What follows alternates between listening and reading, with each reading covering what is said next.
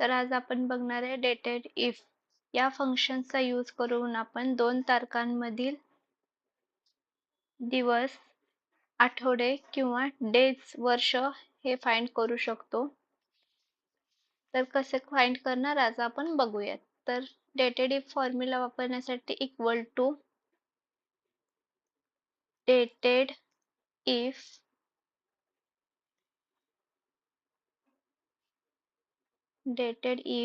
Open bracket first date comma second date comma तर आपल्याला वर्ष कॅल्क्युलेट करायचे आहेत, इयर्स कॅल्क्युलेट करायचे, त्यामुळे डबल इन्व्हर्टेड मध्ये y double inverted complete bracket close enter.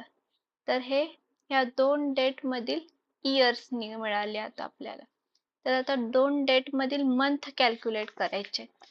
तर त्यासाठी